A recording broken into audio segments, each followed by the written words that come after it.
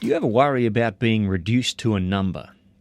Mind you, I couldn't remember my car's rego to save my life, but I'm loaded down with bank PIN numbers, staff salary number, 2 or 3 mobile home and business phone numbers, there's Medicare, and my bank account numbers.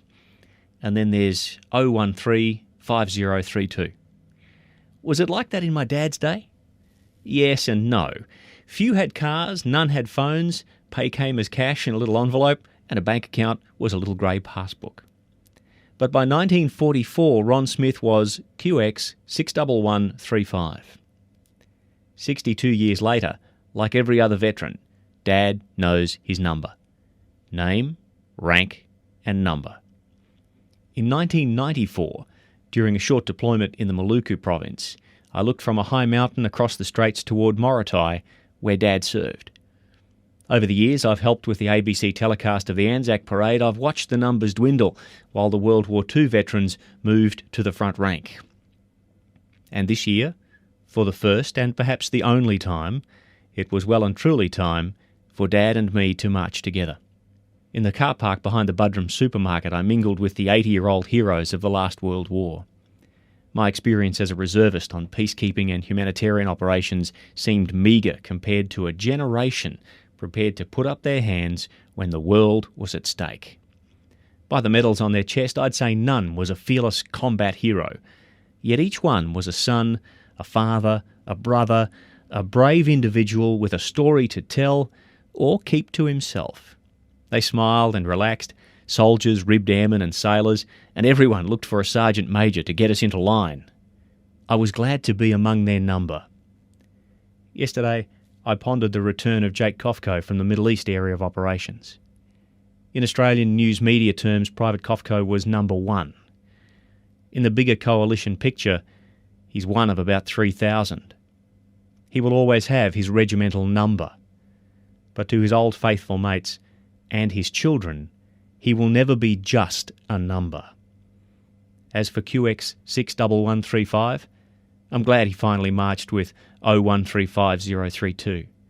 For my dad and me, better late than never.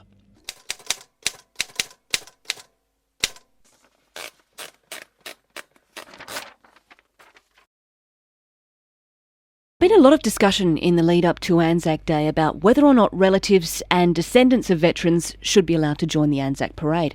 Some veterans had expressed concern that family members were taking over the parade, that the meaning of Anzac Day was being destroyed in a so-called carnival atmosphere. Ron Smith is a World War II veteran. Ron has retired and is now living in Budrum, and Ron was also at one time Queensland's senior military chaplain. Now, when Ron first returned from service in 1945, Ron attended the Anzac Day commemorations, but for some years, Ron hasn't participated.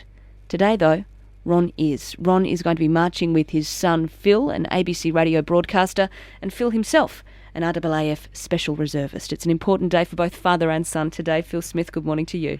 Good morning, Bryony. How are you? Pretty well. Have I got Ron here? Yes.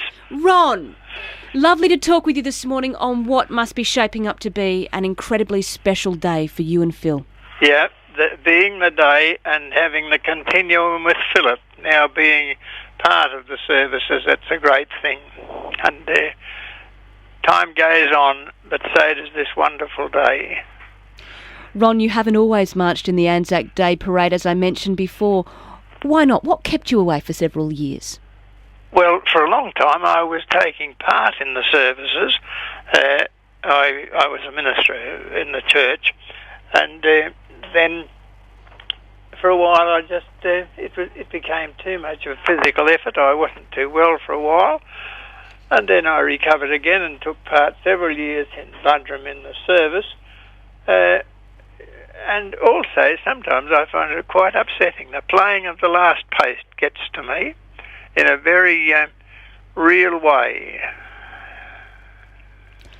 Marching with your son Phil today, how did that come about? Did he approach you? Did you approach him? No, he didn't approach me. He ordered me. He said, "Dad, we are going to march next Anzac Day." And I said, "Don't be silly." And he said, we are marching next Anzac Day. This was after last Anzac Day, not long after we'd finished the telecast from Brisbane. And being an obedient father, I have recovered sufficiently today to march. He offered to push me in a wheelchair, and I told him definitely not on. So you're going to be walking? I'm going to be walking. I've polished up my walking stick. Ron, I mentioned before how there has been a lot of discussion in the lead up to Anzac Day about whether or not relatives should be allowed to join the Anzac parade, and obviously you and Phil, your son, working today, so I take it you think it is appropriate? Well, yes. After all, Philip is a returned serviceman. He's been around several places, peacekeeping and so on. But apart from that, it's a national day.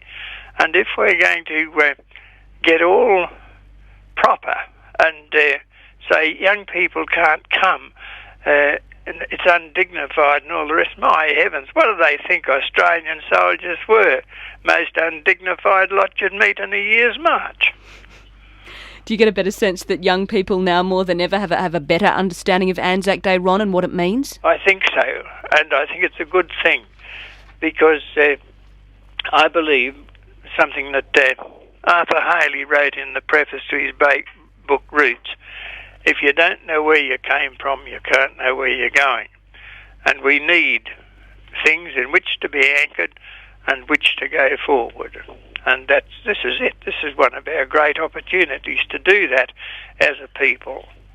Ron, lovely talking with you today. I know you've got Phil there. Can you quickly please pass the telephone over so we can have a quick chat with Phil? He's got it in his hand now. Bye. Thank you very much. That is Ron Smith, and a very special day ahead for father and son. Ron Smith, father, his son Phil are going to be marching together for the first time today in the parade at Buderim. Good morning, Phil. Good morning, Brownie. How are you feeling this morning? Well, yeah, a little bit of a lot of things. I really can't tell you, well, why we haven't done this before, and I can't sort of really put into words why it's become important. I suppose there is that inevitable passing of time. If we don't do this soon, there'll come a time where we can't, where Dad will be gone.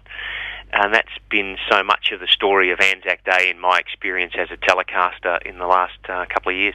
Then again, Phil, I'm getting the impression, though, that you are a hard man to say no to, that you ordered your father into this march today. Well, that's the way he tells it, and I guess I'd better let him have that. I'm not sure whether he's going back to, fathers always outrank their sons.